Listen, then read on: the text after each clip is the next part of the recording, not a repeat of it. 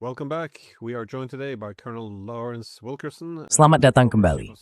Hari ini kita ditemani oleh Kolonel Lawrence Wilkerson, mantan Kepala Staf Menteri Luar Negeri AS. Terima kasih sudah kembali hadir. Saya sudah lama ingin mendengar pandangan Anda tentang apa yang sedang terjadi di Iran.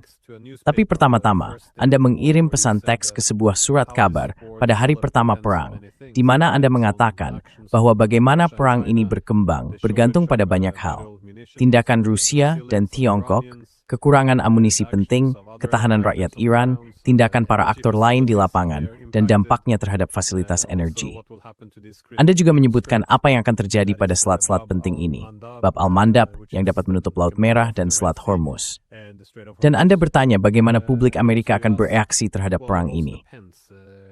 Jadi sekarang, ketika kita sudah memasuki hari kelima, bagaimana penilaian Anda? Harus saya katakan, nomana disrang foriaber victory kunci, nembuting for ranking kinyu, tepat sesuai.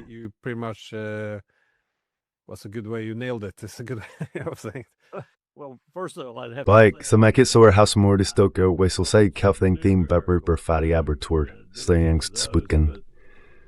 Memperkenalkan saya sebagai kepala staf untuk Menteri Luar Negeri. Oh tidak, Avawar resmi. Ya, benar sekali. Anda benar sekali. Itu adalah jabatan terakhir saya. Tapi saya hanya ingin para pendengar Anda tahu bahwa saya menghabiskan 31 tahun di militer Amerika Serikat, sebagian besar di antaranya sebagai perencana militer. Merencanakan perang, khususnya di komando terpadu terbesar saat itu, yaitu Komando Pasifik AS, yang memasok pasukan ke Komando Pusat. Waktu itu Komando Pusat hanyalah titik kecil di peta. Namanya masalah Witters Mortetan Mac, atau seringkali mau. Sekarang situasinya berbeda. It's ganti dari setavi but paling quarter is been sent big dalam tekst Microsoft Komando Lead.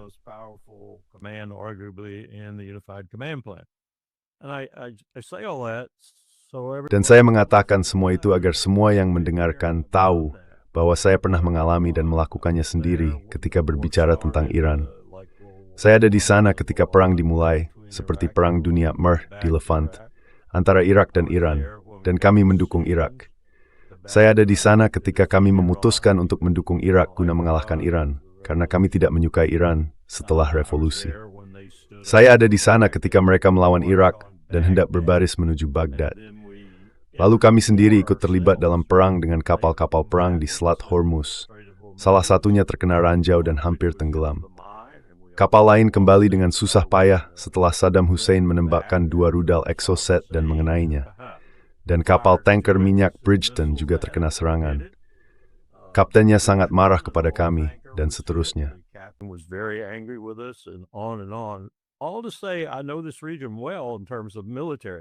Semua itu untuk mengatakan, saya mengenal wilayah ini dengan baik. Dalam hal aksi militer, geografi, kesulitan medan, dan boleh saya katakan, sifat bangsa Persia yang tangguh luar biasa, dan yang berperang dalam perang berdarah selama 8 tahun melawan senjata kimia yang kami pasok kepada Saddam Hussein, dan mereka hampir saja berbaris menuju Baghdad. Tindakan puncaknya, seperti yang kebanyakan orang entah lupa atau memang tidak tahu, adalah ketika sebuah kapal penjelajah Aegis AS di laut menembakkan 1 atau 2 rudal ke sebuah pesawat Airbus Iran yang membawa sekitar 290 orang di dalamnya, dan kami membunuh mereka semua. Saat itulah Ayatollah berkata, saya menyerah. Saya menerima resolusi PBB tentang cara mengakhiri konflik ini, karena saya juga tidak bisa melawan kekaisaran. Dan sejak saat itu, singkatnya, mereka terus berusaha mencari cara untuk melawan kekaisaran.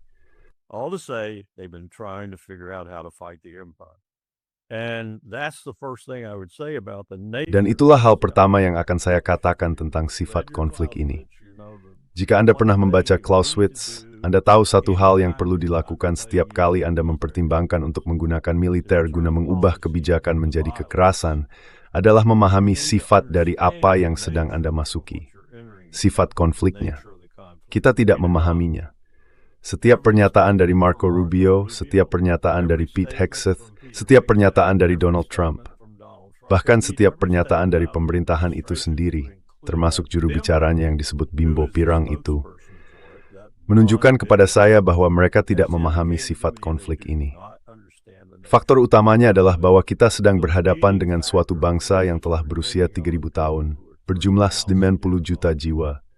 53% di antaranya adalah bangsa Persia, yang memang memiliki banyak masalah. Urensbly mengenci mereka of the steps through demi membini the sakit healing birds dan miksa. A truly vicious headache. And that's what they're embarked on. And they're not going to stop. Dan itulah yang mereka jalankan, dan mereka tidak akan berhenti. Mereka tidak akan berhenti sampai yang terakhir dari mereka mati. Kita bisa menyingkirkan semua orang Kurdi yang kita mau, mencoba mempekerjakan mereka untuk berperang bagi kita dan pihak lain di wilayah itu. Dan disitulah letak ketidaksinkronan lain dalam pemahaman kita tentang konflik ini. Hakikatnya, tujuan Bibi Netanyahu yang untuknya kita berperang dalam perang ini adalah kekacauan.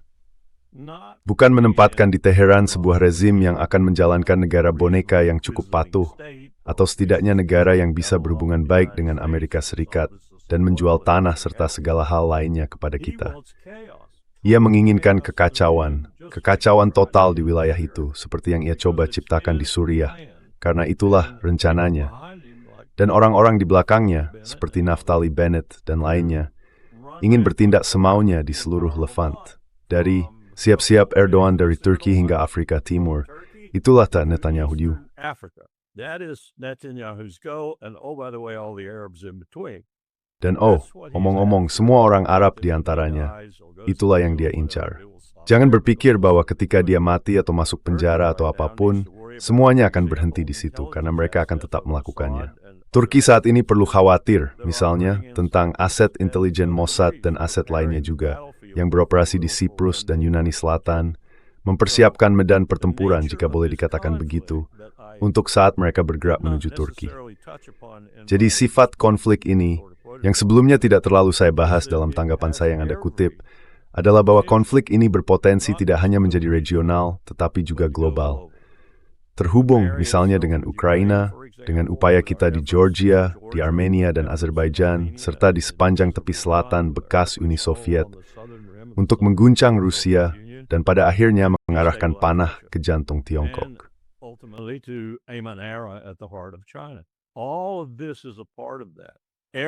Semua ini adalah bagian dari hal itu. Setiap hal yang baru saja saya katakan, dan lebih dari itu, merupakan bagian dari jalinan dan struktur dasar dari sifat konflik ini. Dan kita gila jika berpikir bahwa ini akan terbatas hanya pada beberapa hari, beberapa peluru, dan beberapa bom. Lalu kita akan berbaris dengan penuh kemenangan ke atas bukit dan berkata, kita punya rezim baru di Teheran atau apapun itu. Pertama-tama, Netanyahu tidak akan mengizinkan hal itu. Dan kedua, kita tidak akan mampu seterusnya. Jadi itulah yang saya maksud dengan komentar umum tersebut. Bahwa yang paling penting dari kita tidak memahami sifat konflik yang telah dimasuki kurs.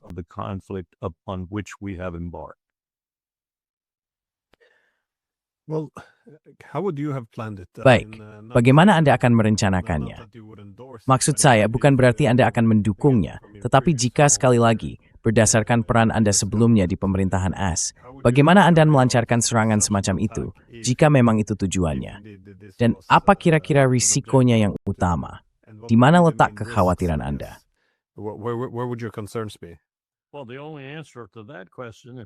Ya, satu-satunya jawaban untuk pertanyaan itu, jika saya adalah ketua kepala staf gabungan, atau menasihatinya seperti yang saya lakukan dengan Colin Powell, adalah jangan memulai konflik ini.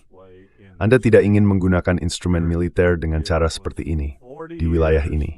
Titik. Selama 40 tahun, kebijakan AS adalah untuk tidak menggunakan instrumen militer dari pangkalan darat di wilayah tersebut. Kita sekarang melihat bukti mengapa hal itu menjadi kebijakan, dan saya tidak tip Marco Rubio berlai tigip tuasnya. Tapi saya mungkin harus menyiarkan setiap menteri luar negeri, seperti Tony Blinken, Rex Tillerson, dan pihak lainnya. Rex Tillerson and a host of others. The forms, the F-77s, Formulir F-77, formulir operasi evakuasi non-kombatan, memberitahumu di mana semua orang berada di kedutaanmu. Setiap orang Amerika, setiap warga negara Amerika. Kamu harus memiliki nama mereka, nomor telepon, paspor, semua detail itu.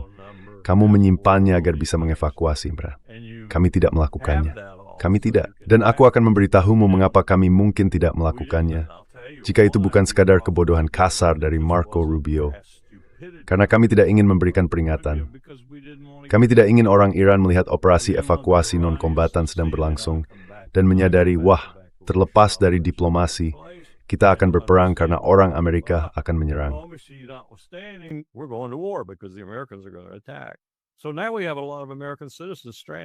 Jadi sekarang kita memiliki banyak warga negara Amerika yang terjebak dan sangat sulit untuk mengevakuasi mereka karena bandara telah ditutup. Tidak bisa ada penerbangan masuk dan tidak bisa mengeluarkan mereka. Jadi mungkin akan ada beberapa korban sipil sebelum semua ini berakhir. Dan saya menempatkan tanggung jawab itu langsung pada Menteri Luar Negeri karena pekerjaan yang tidak kompeten, terlalu banyak fokus pada hal-hal lain selain tanggung jawab utamanya. Jadi, semua itu untuk mengatakan, saya tidak akan memulai. Instrumen militer bukanlah alat yang tepat untuk digunakan di Levant, titik. Itu nasihat saya untuk Anda, Tuan Ketua. Tolong berdasarkan undang-undang baru, Undang-Undang Goldwater-Nichols, Undang-Undang Restrukturisasi Departemen Pertahanan tahun 1985, saya memiliki kekuasaan yang sama dengan Anda untuk memberi nasihat kepada Presiden.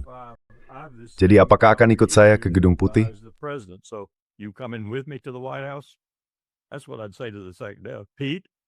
Itulah yang akan saya katakan kepada Menteri Luar Negeri. Pete, kau ikut aku ke Gedung Putih? Aku menggunakan hakku berdasarkan Goldwater-Nichols. Aku akan memberi nasihat kepada Presiden. Kau ikut aku? Kalau tidak, aku tidak peduli karena aku akan memberitahunya. Jangan lakukan ini. Yang tampaknya memang dicoba oleh Chain, Ketua Kepala Staf Gabungan memang mencoba menyampaikan beberapa keberatan. Katanya, keberatan itu didasarkan pada amunisi yang tidak kita miliki, terutama rudal pertahanan udara, pada bahaya bagi kapal tempur di wilayah tersebut, mengingat banyaknya rudal yang dimiliki Iran, dan beberapa hal lain semacam itu. Tapi sepertinya dia tidak senang menurutku dengan penggunaan militer dengan cara seperti ini.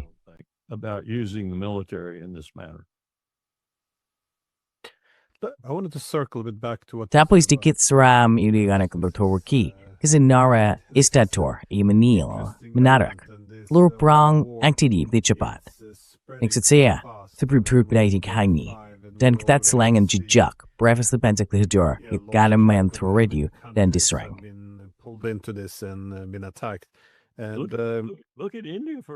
Lihat saja India misalnya.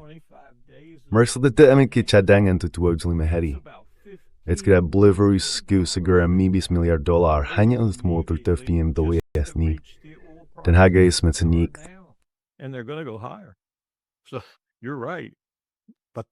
Jadi kamu benar, tapi melibatkan Turki, menurutku itu akan menjadi bencana. Aku tidak berpikir mereka bisa dilibatkan, karena mereka mengatakan bahwa mereka bukan peserta.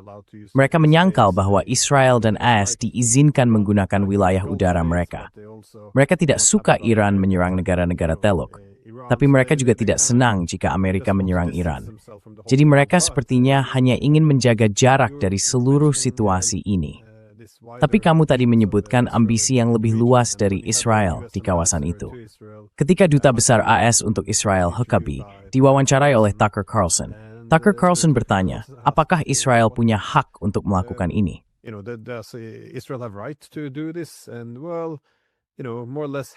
Dan ya, kamu tahu, kurang lebih setengah dari Timur Tengah. Jika mereka bisa mengambilnya, maka biarlah mereka memilikinya.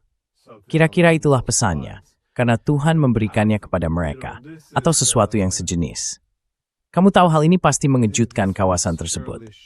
Dan seperti yang kamu katakan, dengan Turki, negara itu juga sedang berusaha memosisikan ulang dirinya di dunia. Sekali lagi, Amerika bukan satu-satunya pemain di sini. Dunia ini multipolar. Mereka ingin melakukan diversifikasi. Mereka tidak ingin bergabung dengan kelompok manapun yang anti-Amerika. Tapi di sisi lain, mereka juga harus menjaga kepentingan nasional mereka sendiri. Jadi bagaimana menurutmu? Apakah kamu melihat ada kemungkinan Turki terseret ke dalam kekacauan ini dengan cara tertentu?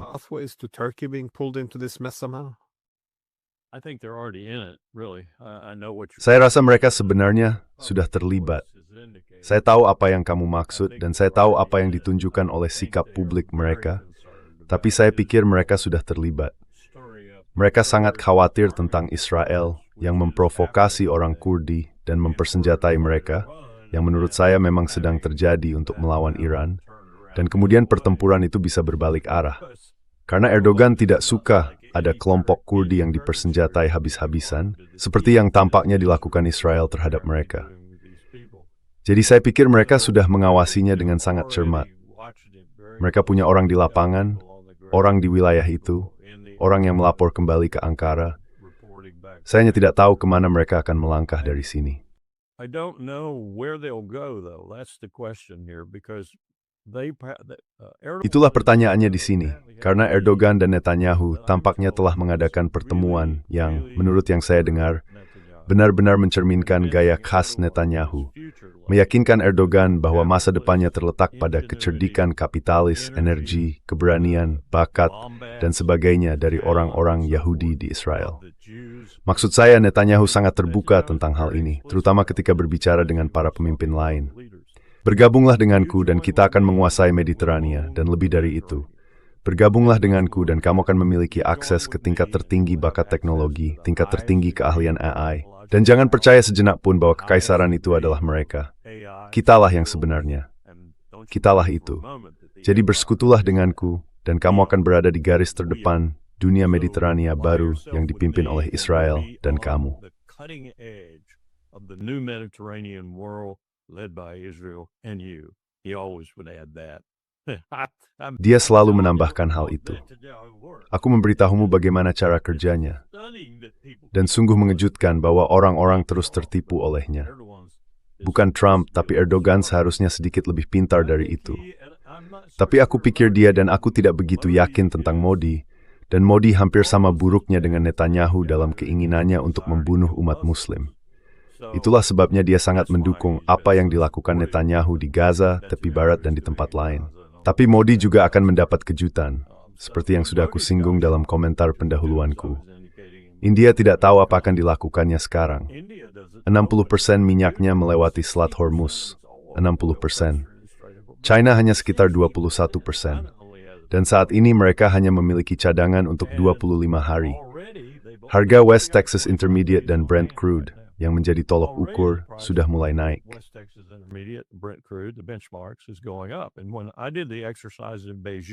Dan ketika saya melakukan latihan di Beijing, di dunia yang jauh lebih kooperatif dengan Tiongkok, Jepang, dan Eropa, semuanya hadir. Lloyd's of London, Marat, sebagian besar pengirim barang juga ada di sana, mengamati dan memperhatikan. Harga naik hingga $200 per barel sampai. Dalam kasus ini, di Selat Malaka dan lepas pantai Ras Tanura di Arab Saudi, yang pada saat itu memiliki kapasitas produksi sekitar 8,5 juta barel per hari. Itu merupakan pukulan serius. Itulah yang benar-benar mendorong harga naik. Dan para pengirim tidak mau mengirim, dan perusahaan asuransi tidak mau menanggung. Jadi ada masalah nyata. Dan karena semangat kerjasama di dunia pada waktu itu, yang sangat terlihat dalam simulasi ini, pihak Tiongkok bahkan kembali ke MOFA mereka, Kementerian Luar Negeri, untuk mendapatkan izin mengambil keputusan dalam permainan ini.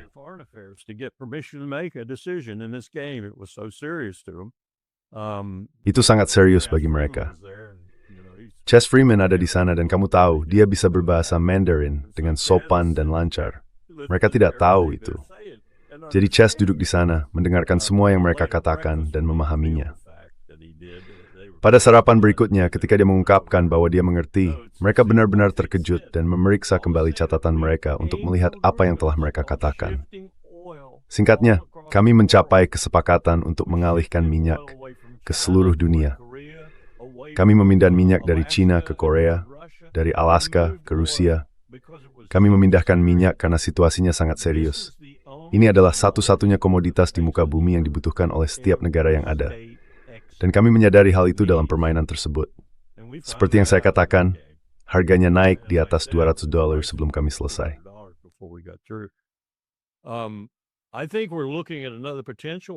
Saya rasa kita sedang melihat potensi lain untuk hal itu, tanpa semangat kerjasama di dunia. Maksud saya, coba katakan, semangat seperti apa yang kita miliki di dunia saat ini. Banyak hal disebabkan oleh kekaisaran yang sedang kita bangun. Tapi saya tidak tahu apa artinya dalam jangka panjang, kecuali saya pikir banyak orang seperti Putin akan meraup keuntungan besar, Dan banyak orang seperti Modi akan menyesal pernah berbicara tentang apapun karena mereka ada dalam situasi yang sangat sulit. Pagi ini saya diberitahu oleh seorang warga India yang cukup mengenal mengenal dunia bisnis di India dengan baik. Dan dia berkata, ini menjadi tragedi besar bagi kami jika kami benar tahu sebuah diperkirakan tulis like milbor. On top of all of that, let's look back at the empire. Di atas semua itu, mari kita lihat kembali pada kekaisaran. Trump membuat sebuah janji.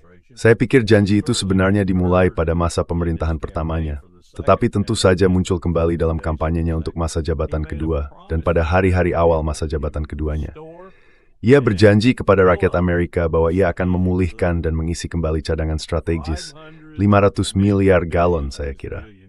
Ya, pasti miliaran. Itulah angka yang dikatakan oleh aparat keamanan sebagai hal yang penting. Saat ini kita berada di angka 414. Ia tidak menambahkan 1 sen pun di sana. Ia tidak menambahkan 1 galon pun di sana. Jadi kita berada dalam situasi di mana kita mungkin harus meningkatkan produksi, mungkin harus melakukan berbagai hal untuk mendapatkan apa yang kita butuhkan. Dan itu akan menelan biaya yang sangat besar.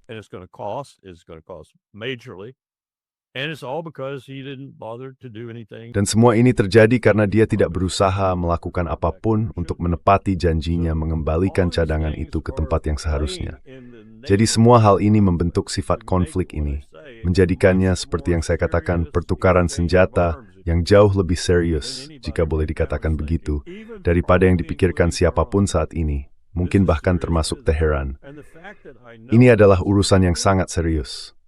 Dan faktanya, saya tahu dengan pasti bahwa senjata nuklir di Israel akan dipindahkan, bahwa beberapa mungkin sudah dimuat atau setidaknya sedang dalam tahap pemuatan. Saya tahu bahwa Netanyahu tidak akan ragu menggunakan senjata nuklir. Itu adalah dimensi lain dari hal ini. Kita menghadapi fenomena yang sangat aneh di sini. 2 negara bersenjata nuklir, satu yang diakui, Amerika Serikat, dan satu yang melanggar hukum, Israel, menyerang negara yang tidak memiliki senjata nuklir.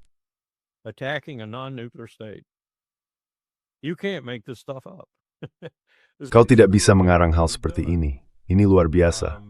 Apa yang telah kita lakukan? Kita sedang menunjukkan kepada Iran bahwa mereka telah membuat kesalahan besar. Mereka seharusnya membangun senjata nuklir, dan saat itu mereka akan berada di posisi Korea Utara. Mereka mungkin menjadi paria, tapi mereka akan aman, dan mereka tidak akan dihujani bom dan rudal. Tapi ada pertanyaan lain yang ingin saya ajukan kepada rekan-rekan militer saya.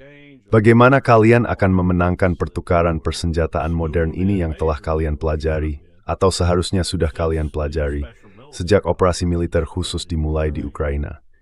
Bagaimana kalian akan melakukannya ketika kalian tidak memiliki amunisi? Dari semua yang saya dengar, Iran memilikinya.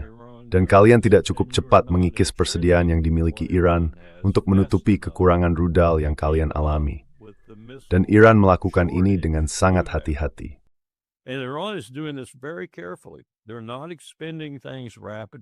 Mereka tidak memperluas serangan dengan cepat. Mereka menghantam Israel sebisa mereka. Saat pertama kali mereka menembakkan sesuatu ke sana tanpa sepengetahuan Israel, itu hanya sebuah drone kecil sederhana, dan mereka menewaskan sekitar 22 orang, melukai 60 orang, 6 orang hilang, apapun angka pastinya. Dan semuanya adalah warga sipil, yang biasanya bukan sasaran Iran. Namun ketika sekarang terjadi rentetan serangan, dan Israel sengaja menyembunyikan banyak fasilitas militernya di bawah atau di samping instalasi sipil, karena mereka tahu Iran enggan menyerang target sipil. Ada begitu banyak hal yang tak bisa diprediksi di sini. Dan ketika saya mendengar orang-orang seperti Hegseth dan lainnya, atau Trump, membanggakan bahwa kita memiliki lebih banyak rudal daripada yang bisa dihitung, ya, saya tahu berapa banyak rudal yang Anda miliki, Tuan Presiden.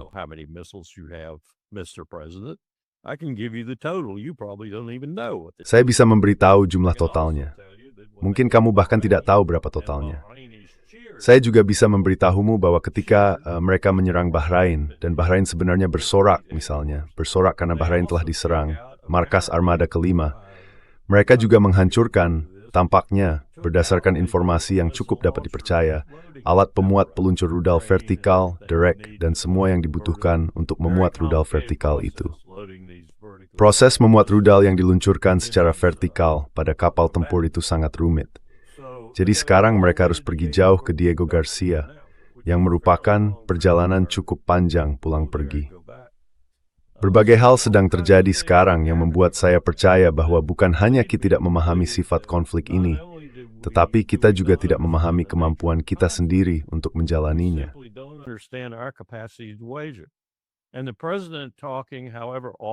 Dan Presiden yang berbicara secara spontan tentang pasukan darat, serta Hegseth yang juga berbicara tentang pasukan darat, itu benar-benar omong kosong. Kamu bisa menempatkan 1 juta tentara Amerika di Iran, dan mereka akan lenyap dalam 5 tahun. Mereka semua akan mati, menjadi tawanan, atau hilang entah kemana. Kita pernah menempatkan 12 juta tentara di negara berpenduduk 70 juta yang disebut Jerman dan Jepang dengan 70 juta lainnya. Itu adalah upaya kolosal yang hanya kita batasi karena kita membutuhkan begitu banyak orang kembali ke industri, sehingga kita mengandalkan Soviet, tentu saja, untuk benar-benar menghadapi beban berat dan melakukan kerusakan. Dan mereka melakukannya. Tapi lihat perbandingannya. Di sini kita berbicara tentang negara berpenduduk 90 juta, negara yang sangat besar, jauh lebih besar dari Irak, dan medannya jauh lebih sulit daripada Irak.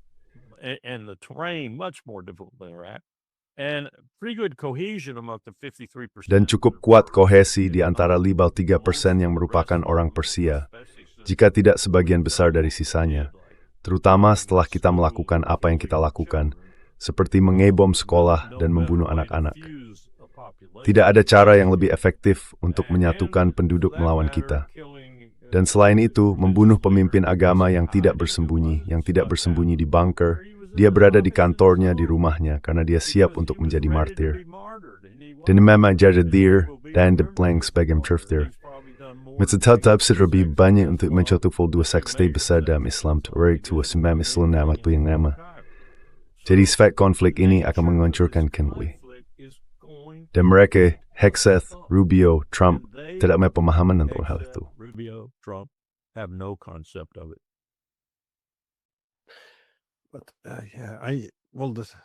Apa yang kamu katakan adalah ada begitu banyak hal aneh yang telah terjadi.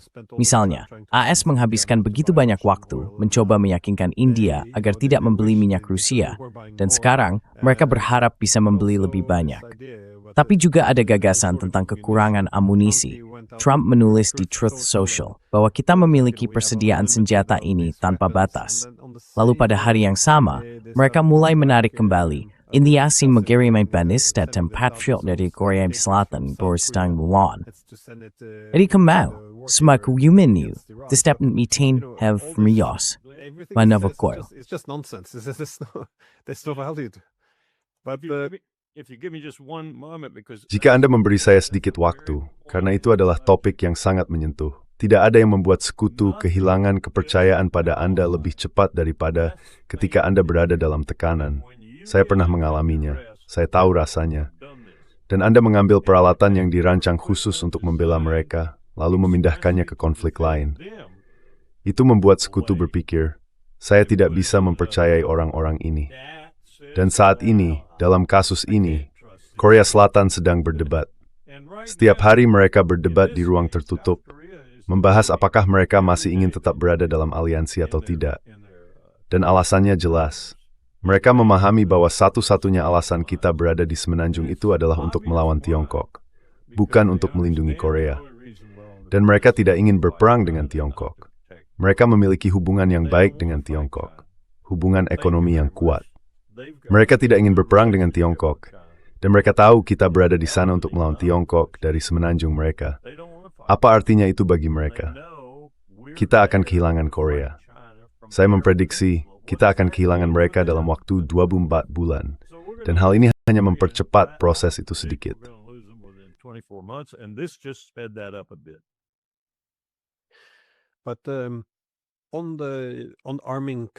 Namun, mengenai mempersenjatai kelompok Kurdi, ini adalah sesuatu yang kini sedang dibahas secara serius oleh AS.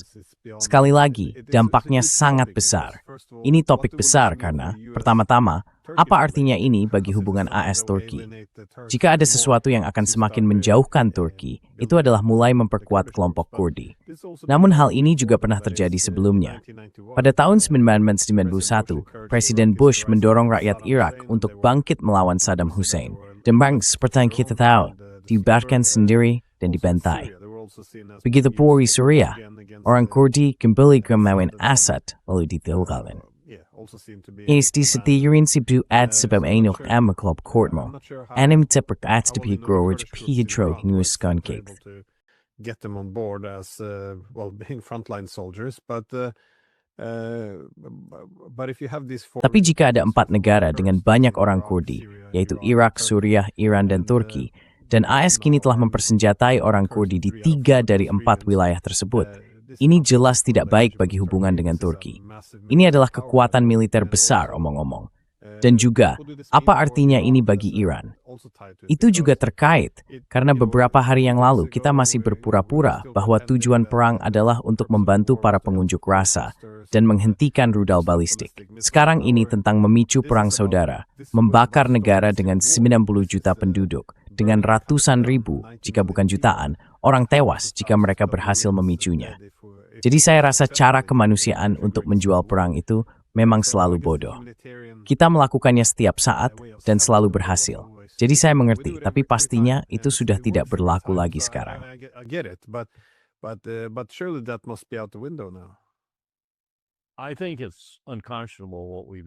Saya pikir apa yang telah kita lakukan itu tidak bermoral.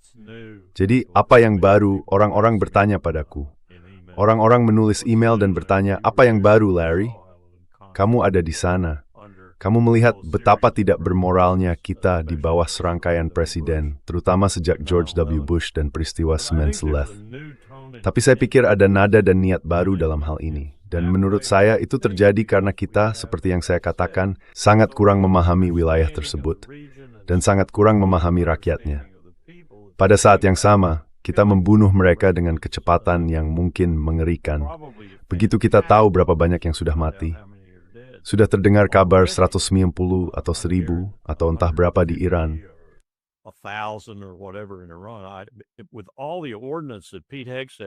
Dengan semua persenjataan yang kata Pete Hegseth telah dijatuhkan, kalau itu saja yang berhasil mereka bunuh, berarti mereka penembak yang buruk. Itu saja yang bisa saya katakan. Karena ada orang di seluruh negeri itu, terutama di daerah yang mereka serang. Dan kita sudah melihat mereka membunuh anak-anak di sebuah sekolah. Saya pikir sekarang mereka menghantam rumah sakit, perawat-perawat berlarian ke jalan. Sasaran yang sangat buruk, kawan. Semua ini menunjukkan bahwa saya rasa kita sudah tidak peduli lagi. Saya benar-benar merasa kita sudah tidak peduli. Kita telah diajarkan dengan sangat hati-hati oleh Netanyahu, yang sama sekali tidak peduli pada semua warga sipil, pria, wanita, anak-anak, bayi, anjing, kucing, dan semua makhluk lain yang dia bunuh di Gaza dan tepi barat.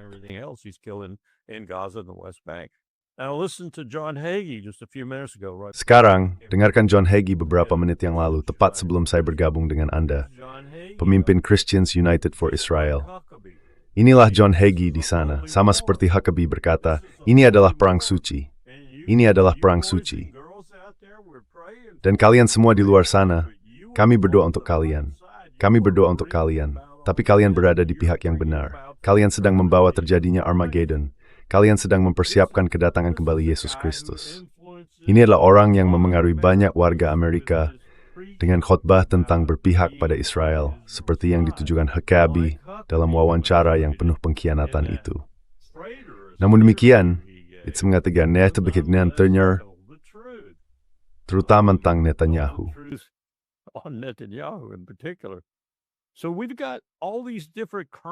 Jadi, kita punya berbagai arus yang sedang bekerja sekarang. Kita punya Hegseth yang sedang berfokus pada angkatan bersenjata AS di tingkat perwira dengan para pengkhotbah dan kekristenan, membuat mereka bersumpah kepada Tuhan dan Yesus alih-alih kepada konstitusi. Dan dia juga bekerja di tingkat atas dengan memberhentikan orang-orang, seperti Direktur Staf Gabungan, seorang Laksamana Bintang 3 dari Angkatan Laut yang baru saja dia lepaskan. Dia dengan hati-hati menyaring militer agar ketika peristiwa seperti 6 Januari lagi, militer berdiam diri. Dia sedang membangun militer untuk mendukung kudeta apapun yang harus dilakukan Trump. Baik itu kudeta penuh, pembatalan pemilu paruh waktu, atau sesuatu di antara keduanya. Dia sedang membangun militer untuk tujuan itu.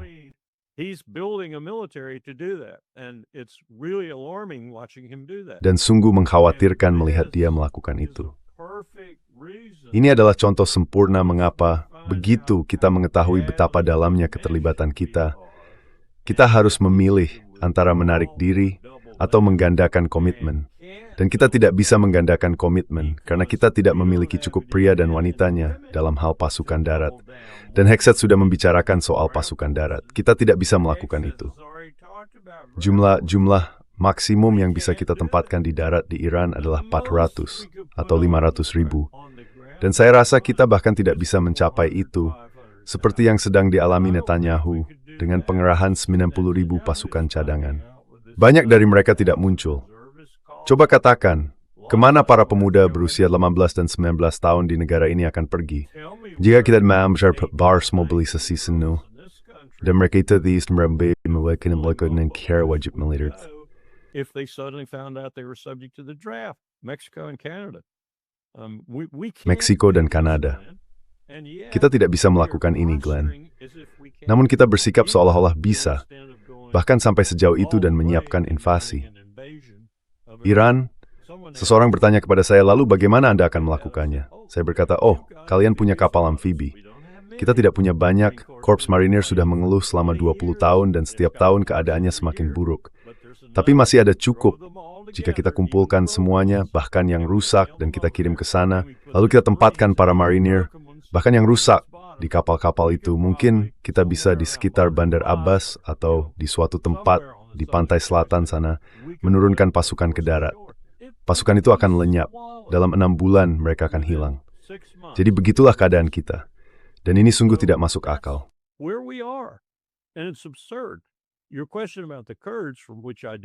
Pertanyaanmu tentang Kurdi, yang sebenarnya sempat aku singgung lalu melenceng, aku paling banyak berurusan dengan mereka di Irak Utara, Operasi Provide Comfort, dan kemudian penarikan total dari janji-janji kita kepada mereka.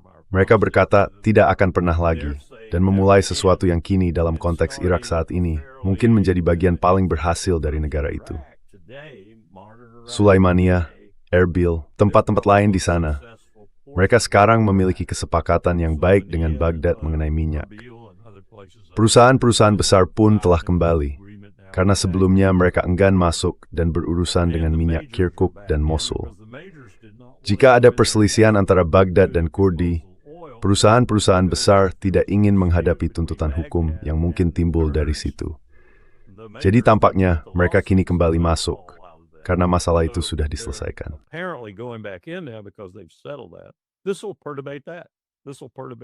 Ini akan mengganggu hal itu. Ini akan mengacaukan hal besar itu.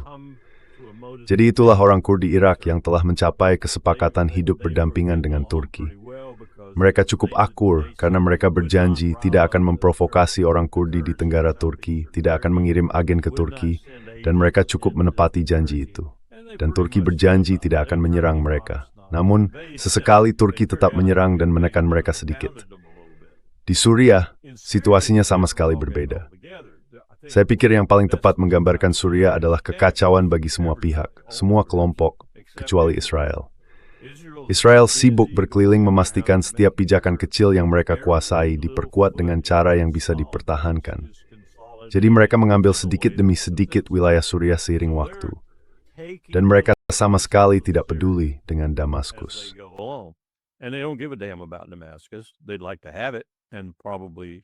Mereka ingin memilikinya, dan mungkin sangat menginginkannya. Tetapi saat ini mereka sama sekali tidak peduli.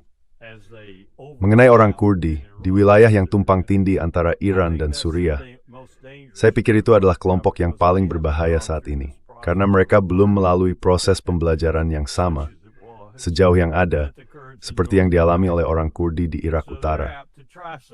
Jadi mereka cenderung mencoba sesuatu hanya karena mereka memiliki senjata dan merasa bebas, atau apapun alasannya. Namun saya tidak berpikir mereka akan sangat berhasil, karena saya rasa pihak Iran sudah memikirkan hal semacam itu. Salah satu alasan mereka mendapatkan helikopter dari Rusia. Pengiriman besar terakhir dari peralatan utama Rusia adalah helikopter serang. Saya pikir alasan mereka mendapatkannya adalah karena itu merupakan senjata terbaik untuk digunakan melawan para penyusup perbatasan, jika boleh dikatakan begitu.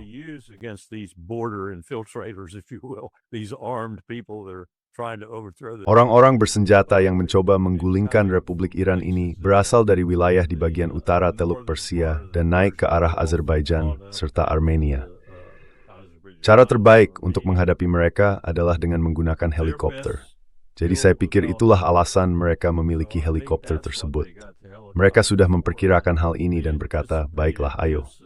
Selain itu, ada juga SAS. Mereka ingin menghadapi SAS Inggris dengan helikopter-helikopter ini. Karena peperangan selama sekitar 1 dekade terakhir telah membuktikan bahwa itu adalah cara terbaik untuk melawan pasukan tidak teratur seperti itu. Gerilyawan yang sebenarnya bekerja untuk sebuah negara. Jadi saya pikir orang-orang Iran sudah memikirkannya dengan matang. Saya benar-benar yakin. Saya pikir mereka sudah memikirkannya dengan baik. Tidak diragukan lagi akan ada beberapa kejutan bagi mereka. Tetapi di antara semua pihak yang terlibat dalam konflik ini, merekalah yang telah memikirkannya paling lama dan paling matang.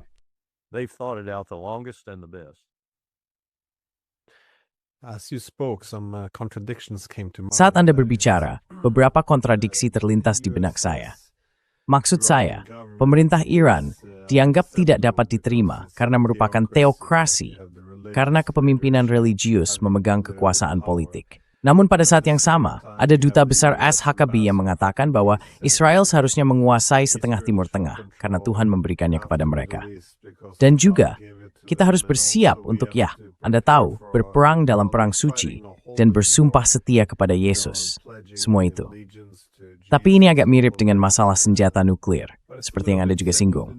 Maksudnya, kita harus melawan Iran agar mereka tidak bisa mengembangkan senjata nuklir.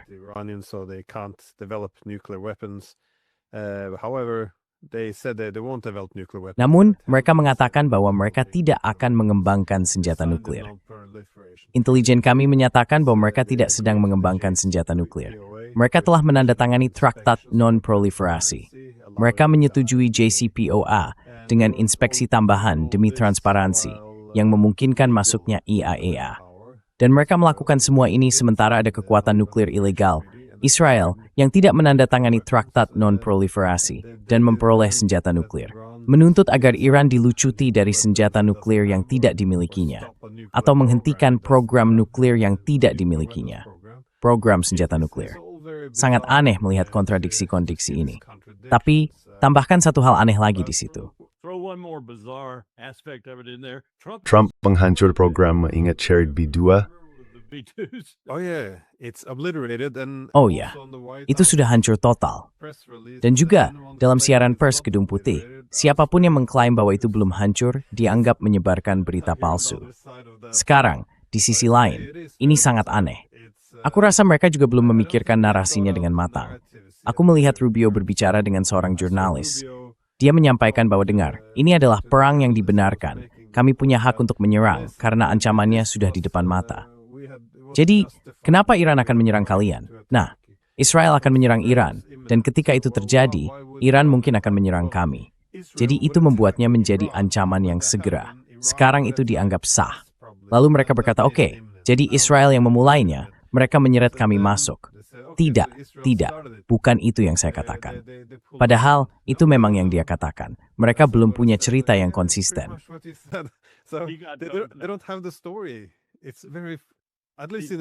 Setidaknya di Irak, seburuk apapun keadaannya, mereka terus-menerus membicarakan soal senjata pemusnah massal. Semua media mengulang-ulang poin pembicaraan yang sama. Ada narasi yang sudah disiapkan. Ketika narasi itu tidak terbukti, mereka punya alasan cadangan seperti, oke, kami hanya menyebarkan demokrasi. Tapi di sini justru ada narasi-narasi yang saling bertentangan. Seolah-olah, kita harus membantu rakyat Iran. Mereka pantas mendapatkan kebebasan dan kedamaian dari pemerintahan yang brutal. Namun pada saat yang sama, kita mengebom bandara, rumah sakit, sekolah, dan rumah-rumah warga sipil. Maksud saya, ini benar-benar. Dan yang lebih parah lagi, bahkan Ketua DPR Mike Johnson muncul dan memberikan pidato yang mengatakan bahwa Iranlah yang memulai perang ini. Iran started this war. They declared war on us. We never went to war. Mereka menyatakan perang terhadap kita. Kita tidak pernah berperang. Kita melakukan sebuah operasi. Dia tidak menyebutnya operasi militer khusus, tapi sebuah operasi. Dan sekarang katanya, orang Iran yang memulai perang. Bukan kita. Kita hanya sedikit mengebom. Dia juga menekankan bahwa apa yang mereka lakukan tidak bisa dimaafkan. Mereka menyerang kedutaan Amerika di Arab Saudi dan sebagainya. Itu wilayah berdaulat. Tapi kalian mengebom sekolah dan matingit wilayah. Itu wilayah berduit. Yitis ini. Pidatonya gila. Ini jenis kontradiksi yang sama. Dan sangat untuk membuatnya yang kohesif. Exit semua dari bersatu. Tidak ada apa-apa di sini. Rally around, but there's nothing there. At least I'll say this for John Hagee. Setidaknya saya akan mengatakan ini tentang John Hagee. Saya merasa benar-benar mual mendengarkannya, tapi dia mengatakan apa yang dia yakini. Kita ada di luar sana, kalian ada di luar sana, kalian adalah pejuang untuk Yesus Kristus. Kita akan menang. Dan tentu saja, yang dia maksud dengan menang adalah pengangkatan. Yesus turun untuk membunuh semua orang yang tidak percaya dan mendirikan kerajaan 1000 tahun. Semua orang ini akan diangkat ke surga dalam kerajaan itu. Tapi setidaknya dia konsisten dan dia tidak berusaha menutupinya. Orang-orang lain ini berbohong terus-menerus dan kebohongan itu menumpuk satu demi satu. Rubio, kalau kamu melihatnya, kamu mungkin melihat yang sama seperti saya. Dia sebenarnya memilih pertanyaannya sendiri karena dia tahu reporter mana yang cerdas atau mana yang harus dihindari. Or he knows this one. So he's like, I'm not asking. I'm not talking to you. Jadi dia seperti saya tidak meminta, saya tidak bicara dengan kamu. Dia begitu terkejut sampai saya pikir dia akan meledak di tempat. Saya berharap dia benar-benar melakukannya. Kita tidak bisa menjaga narasi, kita tetap konsisten.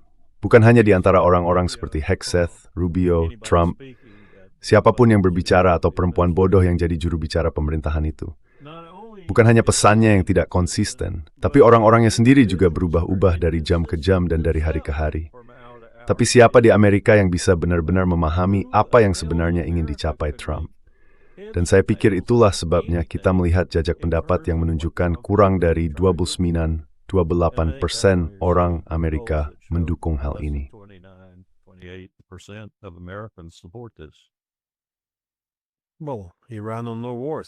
Ya, dia mencalonkan diri dengan janji tanpa perang.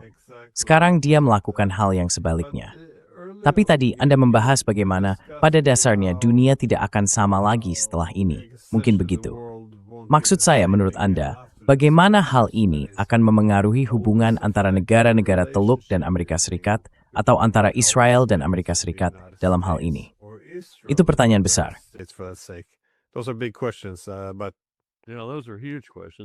Ya, itu pertanyaan besar.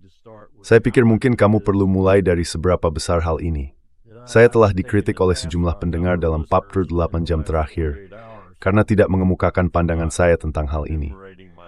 Saya sendiri bahkan tidak yakin apa pandangan saya. Ada beberapa orang di luar sana yang percaya, dan sebagian dari mereka berada dalam posisi yang lebih tahu daripada saya, bahwa semua ini berkaitan dengan Tiongkok dan secara sekunder dengan Rusia. Bahwa apa yang kita lihat adalah sebuah jalur peluang, kalau boleh dibilang, yang bisa kita samarkan dalam hal-hal seperti program nuklir Iran, rudal balistik, dan hal-hal lain yang sebenarnya tidak terlalu kita pedulikan. Apa yang sebenarnya kita coba lakukan adalah merugikan Tiongkok, dan di sepanjang jalan juga Rusia. Dan mereka menunjuk pada pertanyaan ini sebagai bukti awal. Apa yang dilakukan Rusia dan Tiongkok?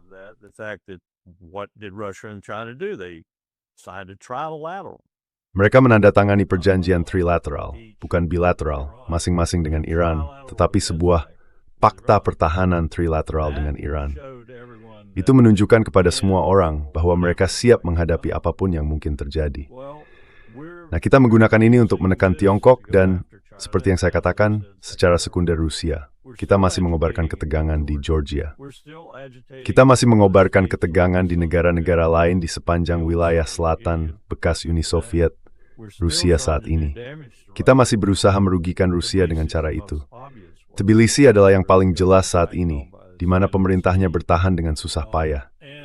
Dan itu adalah argumen yang masuk akal.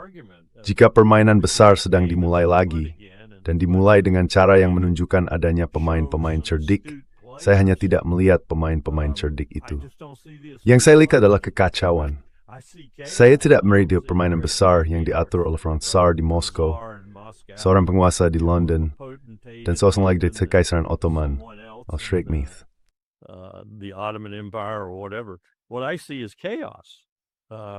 Yang saya lihat adalah kekacauan. Dan saya melihat Tiongkok dan Rusia pada akhirnya diuntungkan oleh kekacauan itu. Mungkin tidak secara langsung, terang-terangan, atau di wilayah ini, tetapi saya pikir pada akhirnya mereka diuntungkan karena mereka sedang menang.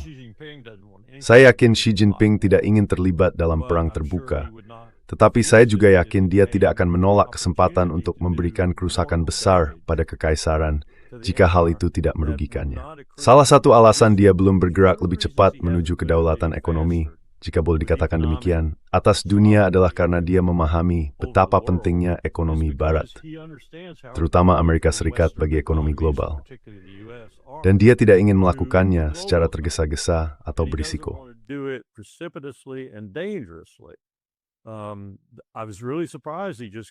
Saya benar-benar terkejut dia baru saja muncul sekarang dengan mandat baru bahwa renminbi akan menggantikan dolar. Dalam pernyataannya, saya sudah menanyakannya kepada Chas Freeman, jadi saya tahu terjemahan Mandarinnya sudah benar. Dia mengatakan, kami adalah ekonomi nomor 2 di dunia. Saya rasa dia sama sekali tidak sedang menyombongkan diri. Secara industri, kapitalisme Tiongkok, teknologi, militer, dan sebagainya, saya pikir mereka nomor 1. Satu-satunya bidang di mana mereka belum unggul adalah keuangan. Lalu, dia melanjutkan dengan pernyataan kuncinya, satu-satunya cara bisa melakukannya. Saya sebenarnya ingin melakukan ini. Deng Xiaoping pasti berguling di kuburnya mendengar kata-kata ini. Saya tidak ingin melakukan karena saya tahu betapa melelahkannya hal itu.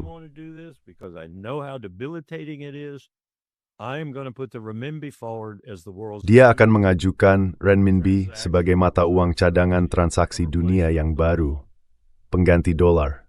Dia menuliskannya secara tertulis. Jadi itu berarti dia sudah siap untuk bertarung sekarang, siap untuk menyelesaikannya. Tapi saya tidak berpikir dia ingin menyelesaikannya dengan pertumpahan darah, dengan bom dan rudal, atau bahkan mungkin senjata nuklir. Saya pikir dia ingin menyelesaikannya secara tidak langsung, kalau boleh dibilang, strategi ala Sun Tzu yang klasik. Tapi saya tidak akan mencoba menantangnya. Saya tidak akan mencoba menantangnya.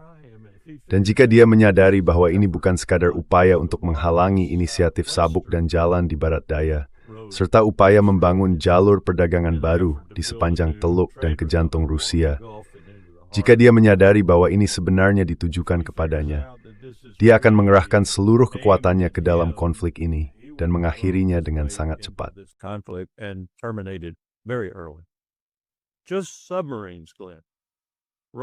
Hanya kapal selam, Glenn. Rusia dan Tiongkok bersama-sama bisa menangani setiap kombatan di Laut Arab, hanya dengan kapal selam.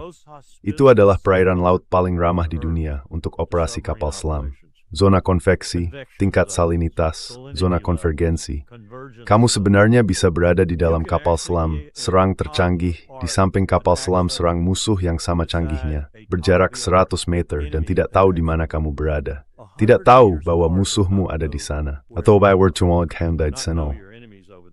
Sonar pasif dan aktif tidak efektif sesuai with through brace signs terjus betul. Namun kalau for the stratus kapal selam di diabsur bersenod, termasuk kapal selam DSL, link sangat lembat dan senyap. Diesel electrics that are very slow and quiet. You got torpedoes that can be fired that don't show what. Kita punya torpedo yang bisa ditembakkan tanpa meninggalkan jejak, menenggelamkan kapal tanpa mengungkapkan apa yang mengenainya. Kita sedang membicarakan perang laut yang sesungguhnya di sini, dan kita akan kalah. Tidak ada keraguan dalam pikiranku. Ya, kita juga punya beberapa kapal selam yang sangat canggih, tapi pepatah lama bahwa senjata terbaik melawan kapal selam adalah kapal selam lain itu omong kosong. Kapal selam adalah senjata paling mematikan di muka bumi. Masih begitu sampai sekarang.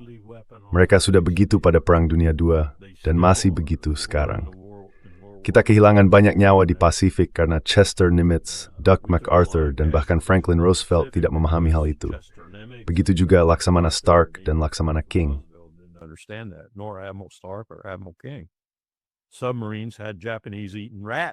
Kapal selam memiliki tikus pemakan orang Jepang pada Agustus 1945. Kami baru saja menghancurkan mereka dengan kapal selam kami. Orang-orang bilang, "Yah, kamu tidak bisa membawa kapal diesel sejauh itu." Serius? Tang dan Wahoo, dua pembunuh teratas melakukan patroli sejauh 10.000 mil.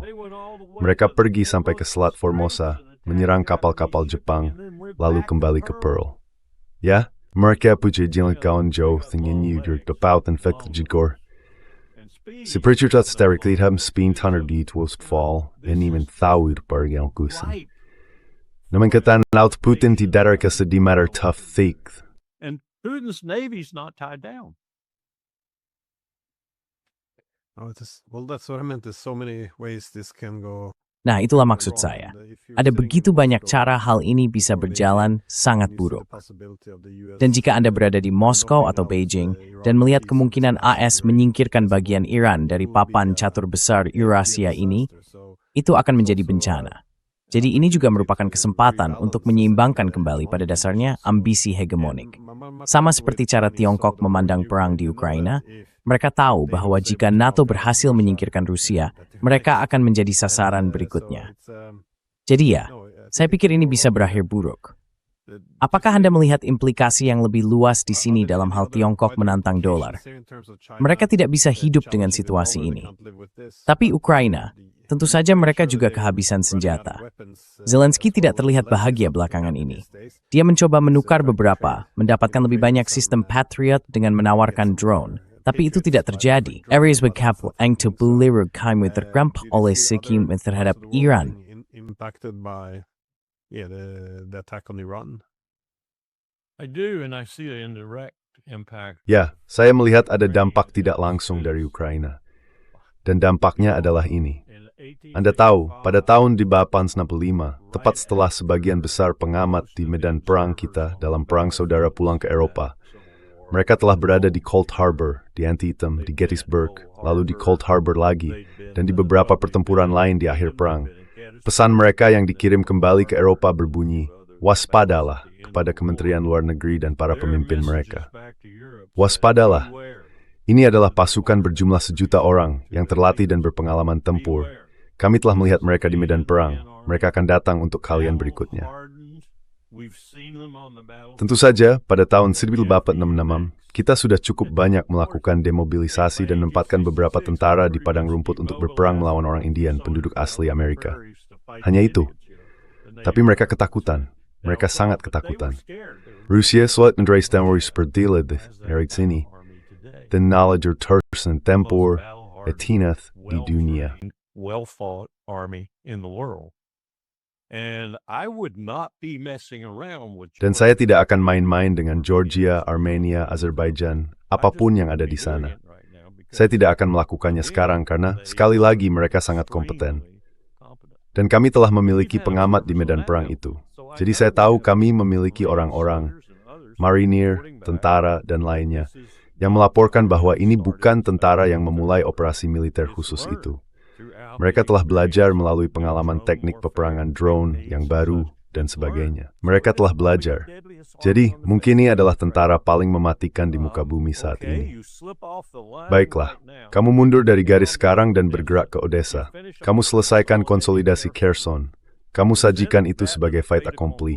Kamu kuasai Laut Hitam dan Laut Azov. Dan sekarang kamu bilang ingin berurusan dengan Georgia. Maksud saya inilah permainannya, sudah dimulai. Dan beberapa orang yang ikut bermain, bahkan masih pemula, kalau bisa dibilang begitu.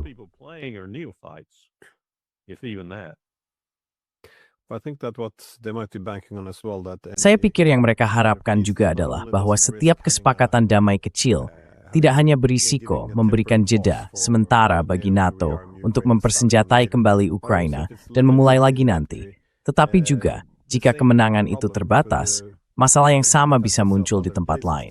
Artinya, Jika NATO terus meluas ke arah timur, apa yang akan terjadi pada semua masyarakat yang terpecah ini, Moldova, Georgia? Semuanya bisa menjadi titik panas baru. Namens knowledge, kemudian Sir, Robert Croy Marine berpesan yang jelas bahwa Moldova Nord. Ijanin Timin Ino. Selain ini, don't go down this path.